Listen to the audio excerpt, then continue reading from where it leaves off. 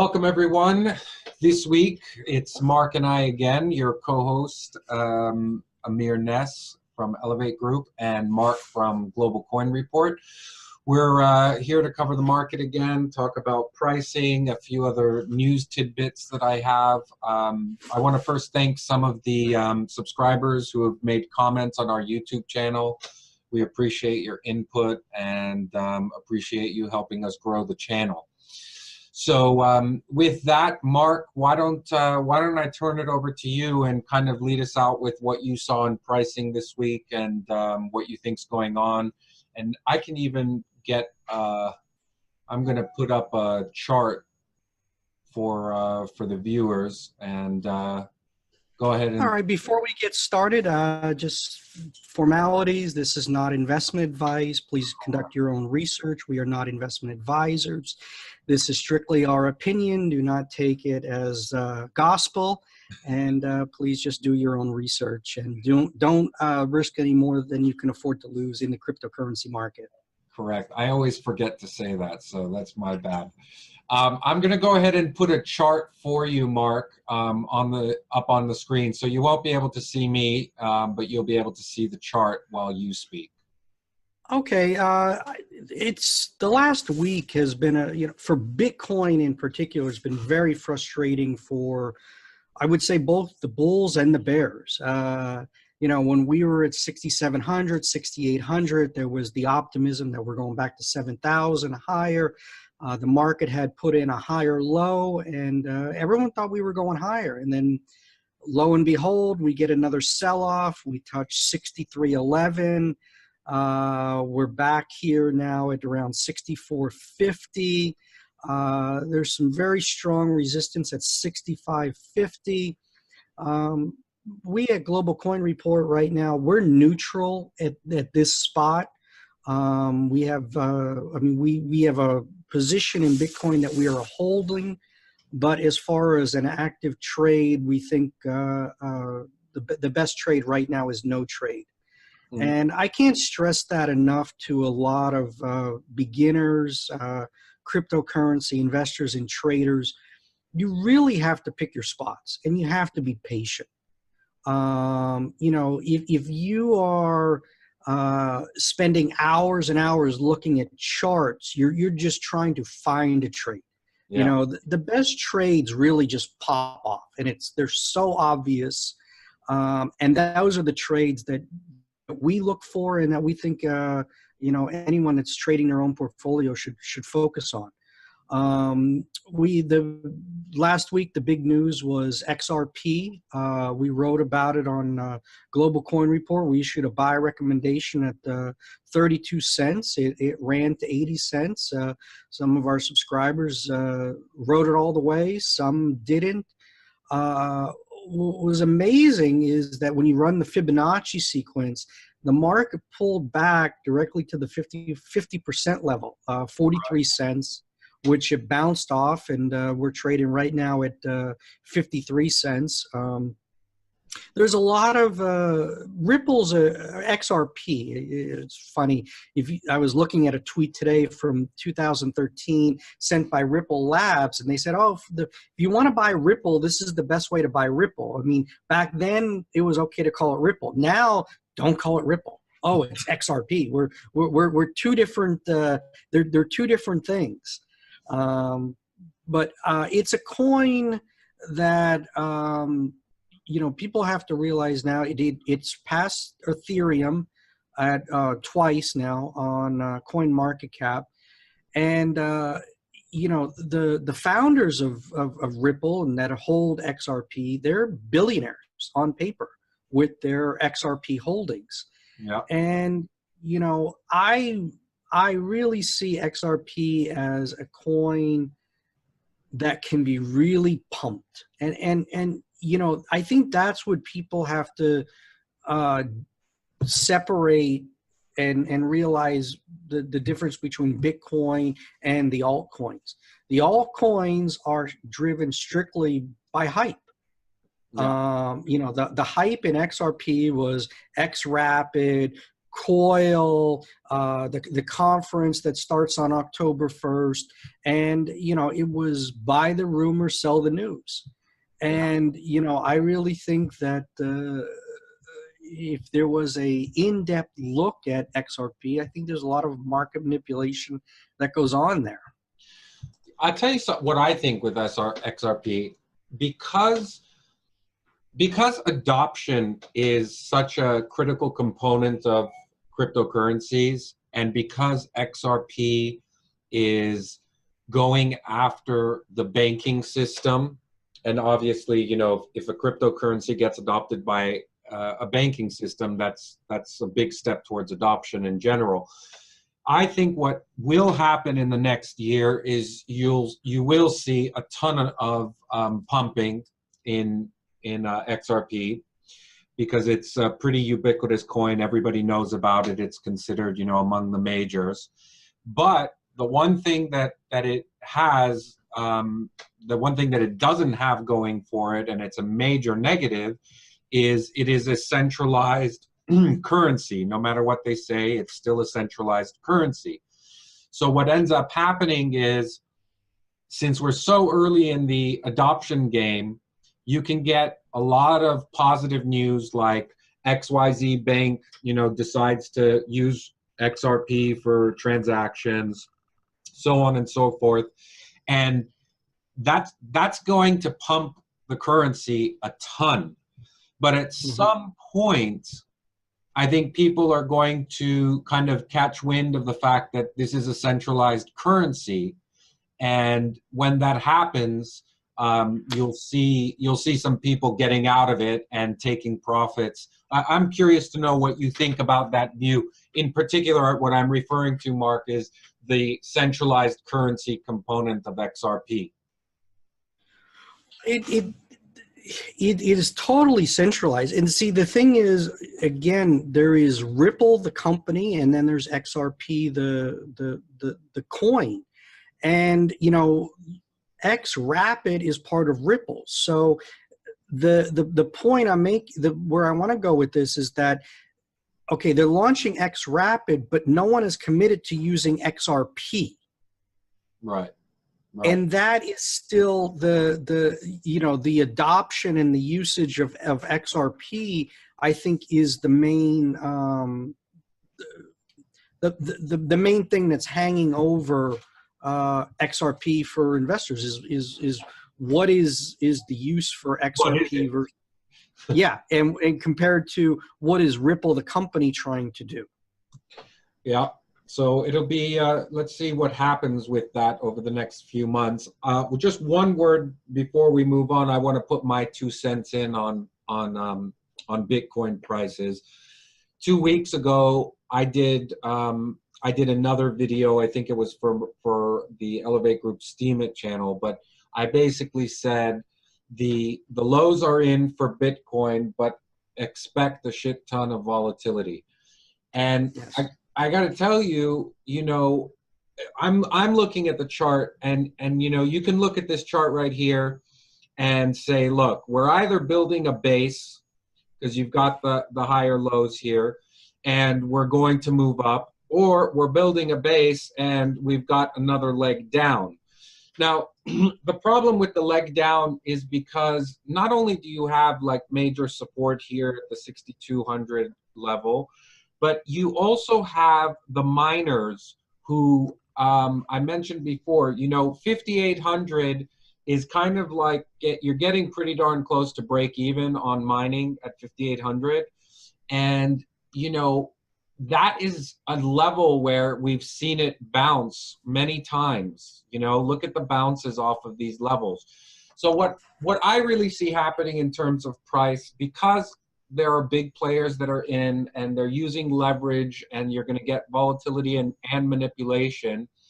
The chart tells me that we're building a base here, and it's only a matter of time before we break out above 6,800, and then, you know, we're off to the races to 75, 7,600. That's what the non-manipulated pricing, the chart reading would tell me. Now, because I know there is manipulation, I would say that it might not be so clean, And what I would see happening is another run to 6,800 and then another takedown. And it's just going to annoy the shit out of everybody until at some point when people aren't even looking, it's probably going to just pierce right through 7,500 and then we're off. And you know, when we do move up, I think it's going to be a very brisk move and very few people, a lot of people are going to get caught off guard and not be in the trade. But anyway, that's my 2 cents, and it's not investment advice, right, Mark? Correct.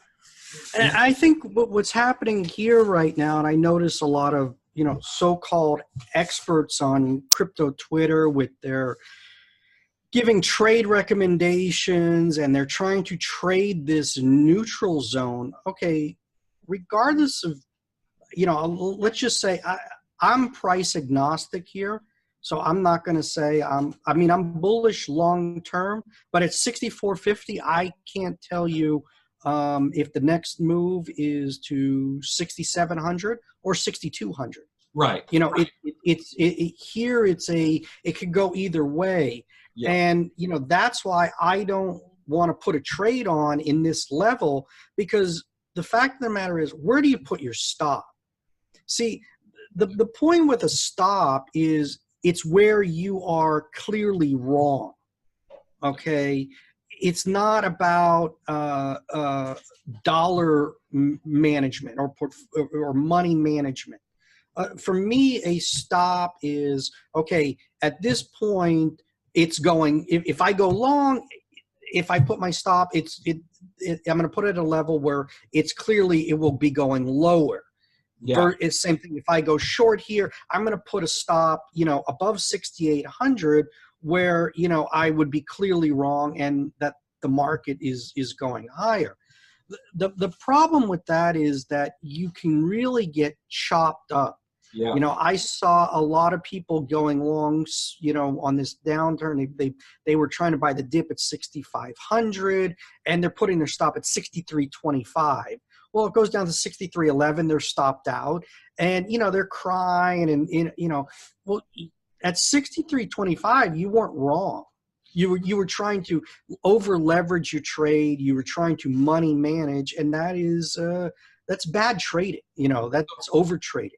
And, you know, that's not something that we at Global Coin Report try to do. But I'd like to touch on something that from our last show with Crypto Rich and to all our subscribers that took advantage of this. You know, we discussed Electroneum. Yeah. And Electroneum was trading back then at 0.5 cent. Today, it's at $1.75. And so if you got in 2 weeks ago when we discussed Electroneum, you're right now up 250%. And, you know, these are the opportunities that we look for and that we try to take advantage of. And, you know, you don't need to do a lot of trading, you know, if you're finding, you know, 250% winners. So, you know, right now, I think that is the focus, that you need to pick the coins and pick your spots and look for those winners. And right now, you know, we're holding our gains on Electroneum. We like what we see. We think there is some strong resistance at 2 cents. I don't recommend anyone chasing it at this level. If you didn't get in, I'd wait on a pullback. But, you know, congrats to everyone that got in on Electroneum at 0.5 penny. So there's two things. One is I want to highlight basically the work that we're doing in the background for the Global Coin Report, you know, subscription model, where we want to be able to provide intelligence to traders, both in terms of kind of like fundamental, what's going on with the ICO, why we like it. So that's something that I want the audience to be aware of, to give it a try. I know we're going to be beefing up the content there quite a bit because we're working on that ourselves right now. So that is, and you know, just in the past 2 weeks, you know, there's just like you said, there's 2 calls that came out really good. Another thing is, you were talking about Electroneum. I think we're going to have Richard Els on the show pretty soon. So that's going to be, you know, really nice. So tune in for that. And the other thing, just before we move on to other stuff outside of pricing, but you said something that was so true, so smart. And as a former trader, I just want to repeat this to everybody else who's out there, either learning to trade or just kind of, you know, even if you're an experienced trader. What Mark said was, your stop is the point at which you're definitively wrong. And the reason why Mark is not taking a trade here is because even if he got long Bitcoin now and put his stop at the 62 level, which is where he said he would put it, the problem is he wouldn't necessarily be wrong on the long, but now he'd be down on the trade and not be able to manage it correctly. So really, really make sure you guys get this point. If you can't find a stop at which you're going to say, I'm wrong on this trade and I'm out now, and that's okay. It's okay to be wrong. If you don't have that clarity going into a trade, it's not a trade. And that's what Mark is saying.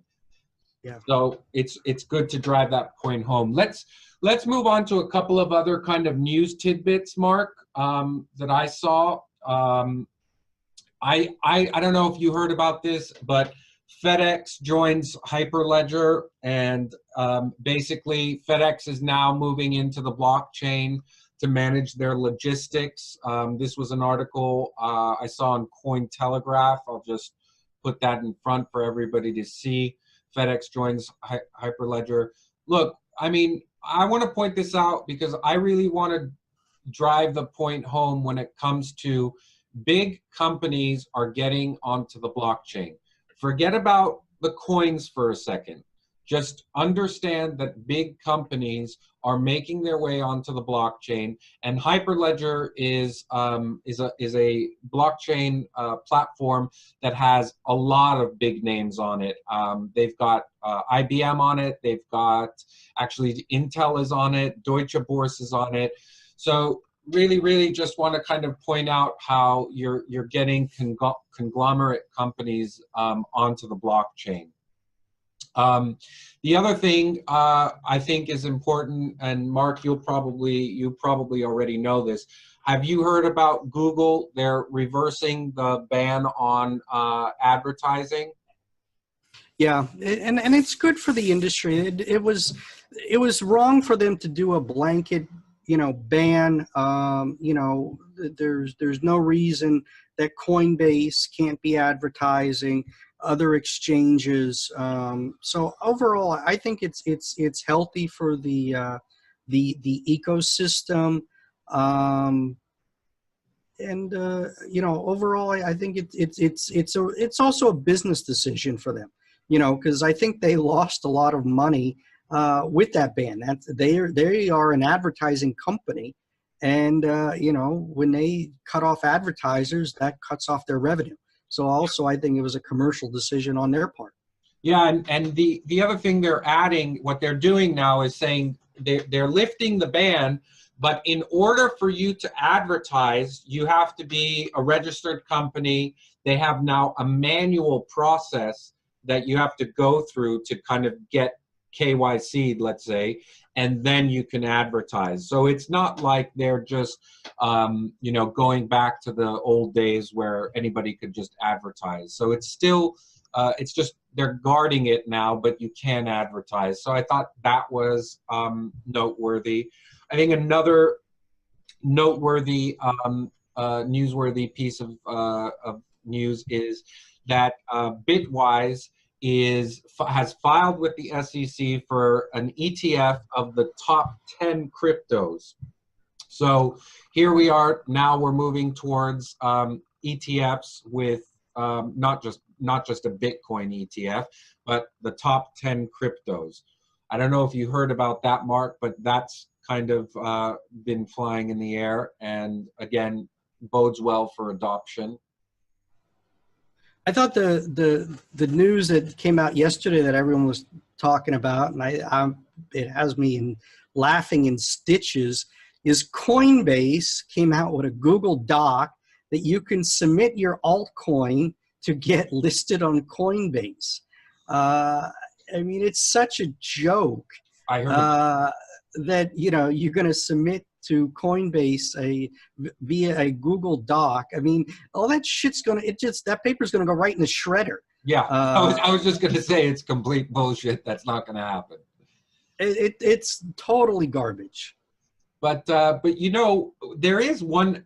Coinbase is weird. You know, one thing I think Coinbase is really good at is obviously getting the adopters, people who are not involved at all and they want to get involved. So they're opening up Coinbase accounts. You know, how many accounts Coinbase opens up? I heard the last statistic was something like 30,000 a day or 50,000 a day. It's a ridiculously massive number of. Well, at the peak, they were, and this was Thanksgiving of last year, they were getting 100,000 a day. And you know, going by, you know, Google Trends, search traffic, you know, searches for Bitcoin, Ethereum, XRP, Tron, they have collapsed. I mean, they're down drastically. I mean, they've fallen off a cliff. So, you know, what Coinbase, their daily active users, it's nowhere near what it was. And I think Coinbase right now is just trying to do things to spur their user growth. And if you look at you know, how many people are actively using Coinbase on a daily basis, I know people that have accounts and with Coinbase, and it has been a horrible experience for many people. There is no customer service. Yeah. And it's not just Coinbase. I've heard Kraken is having problems dealing with, you know, the load. But ultimately, I think what's going to happen, just the whole theme of decentralization, especially with exchanges, once people get comfortable with other exchanges being safe places to go, you know, smaller exchanges that are just smaller but still safe, they're going to start using them because it's going to be a lot easier to start using them. So I think you're going to see exchanges that start to grow, whereas the big players actually start to lose some of their customers because they're not able to service all of them, basically. The problem with the industry is, okay, you know, we need exchanges to buy and sell crypto. Okay, Coinbase is there, you know, Polynex was there, Kraken, Binance, but, you know, the industry goes and they cannibalize themselves. You know, now there's hundreds of exchanges, you know, talking about stable coins. Well, now everyone is launching a stable coin. You know, it's like the industry is just copying everyone else. Like, Correct. You know, if Amir, you know, you're doing with Elevate Group, you know, mining. Okay, well, the whole point is everyone's trying to find out, okay, what's Elevate Group doing? We'll go do the same thing. You know, and it's really, in a lot of ways, it's hurtful for the industry and the ecosystem in the sense that there's no new innovation. You know, everybody is copying one another instead of sitting down and saying, okay, let's innovate. Let's create, you know, more usage. You know, I saw a tweet the other day, and it was talking about, you know, the 80-year-old grandmother living in, you know, Omaha, Nebraska, you know, and she's looking at cryptocurrencies and wondering, asking her grandson about it. Well, what the industry needs to do is figure out, okay, well, what can we do to get that 80-year-old grandmother to use cryptocurrencies? You know, get her to actually, you know, be rewarded for using it, or you know, make things happen. And that's where, you know, the guys that are, you know, the Bill Gates, the Jeff Bezos of the world, that's what they're focused on right now. They're not going to go and try and do, okay, you know, Binance, oh, they made $1 billion this year. Okay, let's go start another exchange. You know, I mean, that's stupid. I think the people that are going to do that, first of all, or when you start getting the credit card usage, when you make cryptocurrency fungible, so people can start using it for purchases, that's going to be a big area of growth. And I do want to, you mentioned something, and it was really true about innovation. And it's like a 30-second plug-in. You know, when we got involved in mining, we looked at the mining landscape and basically looked at cloud mining, where, you know, you've got guys like Genesis and Hashflare, and we said, this sucks. People are paying, you know, close to $300 per terahash. They're not even getting a miner, and they're getting a contract that can be, you know, that is not even something that the other side has to hold themselves to. They have an out, basically. So we looked at that and we said, no, no, no, no, no.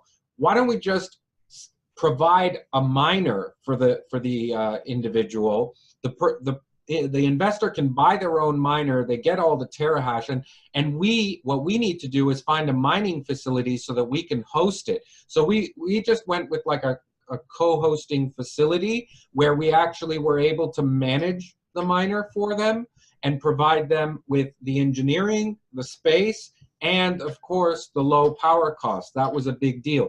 So we went and we found all that stuff and brought it. Now, we don't have the marketing budget that Genesis does, but people are starting to find out about us, and they're migrating to us, and we even have small mining farms migrating to us, because basically we built a better mousetrap.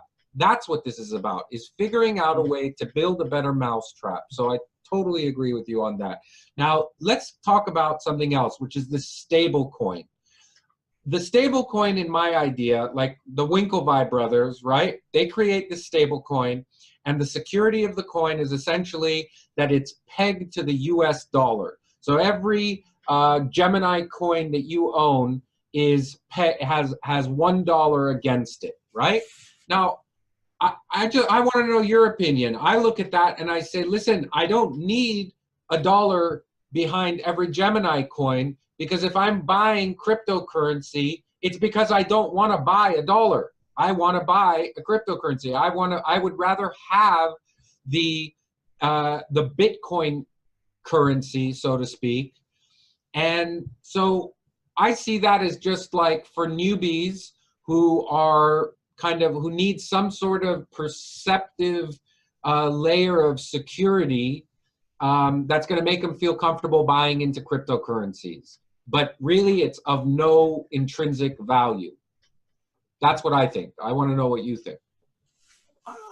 I agree completely. Look, I am not a philosopher on cryptocurrencies. Okay. You know, I laugh when some of these Bitcoin maximalists, you know, Max Kaiser, you know, they talk about the shit coin. The number one shit coin is the dollar, and the British pound and the euro. All these are shit coins. You know, I have a lot of cash, you know, in the banks, and that's what, you know, allows me to buy Bitcoin on the dips. You know, I really can't stress to people enough that, you know, my view is that I view cryptocurrencies as a speculative investment, as a part of my portfolio, as a tradable entity. You know, to me, it's same as trading anything else that I trade: futures, forex, stocks. You know, it's part of my portfolio, and you know, so I don't need a stable coin. I have money in the bank. You know, that's where, you know, and I'm earning interest on it. And, you know, when I want to buy more Bitcoin, I pull money out of the bank, I buy more Bitcoin. I mean, so, you know, I don't quite understand the stable coin. That's, you know, coming from me. And the last thing, what I want to stress, I really want to stress this, you know, the retail investor is the one that went to Coinbase last year and bought Bitcoin when it was going 8, 9, 10, 11, 12, 13, 15, 19,000. And they're the ones that bought. And they're the ones that are hurting right now. They're the, you know, I don't want to say dumb money, but they're the dumb money. There's no other way to put it. But right now, you know, as Bitcoin has stabilized, My background is Wall Street. I ran a hedge fund, and I still talk to a lot of people on Wall Street, and banks in Europe, and I have a wide network. And there's a lot of family offices, high net worth individuals that are now saying, tell me about this Bitcoin. Tell me about, cryptocurrencies. How can I play this? Because I'm not getting returns now. I'm a little leery about the market. I think there's going to be another crisis. I want to diversify, some of my assets. And, they're looking at buying Bitcoin, down here, that it's sold off from 19,000. They're not having the conversation, when Bitcoin's at 19,000, oh, I want to buy Bitcoin. They're looking at it down here. And I cannot I can't stress enough to our subscribers, our viewers, that this conversation is happening among endowments, universities, high net worth individuals, family offices, sophisticated investors. It's happening right now. Totally. Right? I mean, as we speak, it's happening right. In New York, there's meetings going on, and that is great. Yeah. And that's where I view and I apply my expertise. As far as my background, as far as being an investor, a trader, seeing markets collapse, seeing bear markets, and applying it to cryptocurrencies, because it is like a market. It's a market. People are buying and selling. It's just like anything else. No. And you're going to have all the emotions. You're going to have investor psychology. And it's all game theory. So if you apply the basic finance basic behavioral economics, you can see what's happening here in the markets. And just for the viewers to have another perspective, I think there are a lot of people that view Bitcoin and cryptocurrencies like you do. It's another asset class. It's something you trade. It's something you get in, get out when you can, make money, et cetera, et cetera. It is that in right now, and I totally see that. I just want to provide another view. I guess I am a little bit more of a philosopher when it comes to this. I believe that Bitcoin is working its way towards becoming a universal currency. And it is only volatile because that hasn't become apparent, and it won't become apparent for years. And because of that, you're going to have differing views on Bitcoin, which is going to create that volatility. But I'm one of those guys that sees it as, a currency that's going to be above $250,000 and even higher over the next few years. So it's something just to mention to give another perspective. Let's close off, Mark, with one other thing I wanted to just point out, which is, Mohamed El-Erian, right? Yes, of course. Yeah. So Mohamed came out and there was an article on this. He says Bitcoin's value should stabilize at 5,000. And then he goes on to say, I don't think it'll get all the way back to 20,000, but I do think that you need to establish a base where the people will really believe in the future of Bitcoin, and that'll provide you with a lift. So that price is 5,000. First of all, I want to real quickly say I have a ton of respect for Mohamed El-Erian. He is a very intelligent person, but he is also from the old paradigm. He is not involved in the crypto world, and he wouldn't be involved in the crypto world if it weren't for the fact that everybody is jumping onto this bandwagon and he has to say something about it. But I think it's ridiculous that he's coming out and kind of giving us a price base where it should be. It hasn't, I don't think it's going to go to 5,000. And if it did, it wouldn't stay there long. So my point here is be careful who you listen to, because this is a guy that's super smart, but in terms of the blockchain and cryptocurrencies, he, in my eyes, doesn't know shit. But, well, I also think he's talking his own. Look, he's an advisor to Alliance. yeah, He's the former head of PIMCO, and he is having these discussions with his clients on a daily basis. The conversation that I just brought up about high net worth, these are the people that he talks to. yeah, And the reason he's saying 5,000 is that Alliance right now doesn't have a custody solution in place. So he's hoping that he can get something put in place by the time it moves up. By the time, that it can go there. So he's putting something out there, so that, they can get something worked out, figured out, that then, okay, hey guys, we got a solution here. Now, okay, 5,000, let's buy all the cryptocurrencies we can. Yeah, so let's close off with this.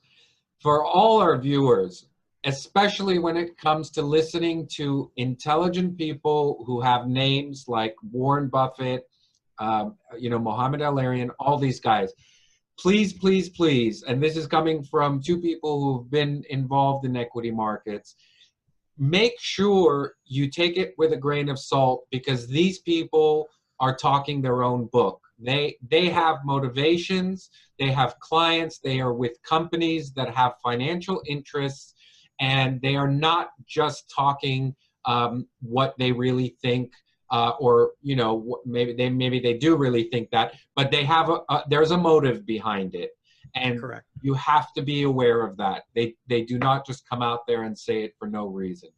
So with that, let's wrap it up. We should have Richard Ells on the show pretty soon, guys, and we should give you a little more color on the Global Coin Report subscription service and the content that you're going to see in that.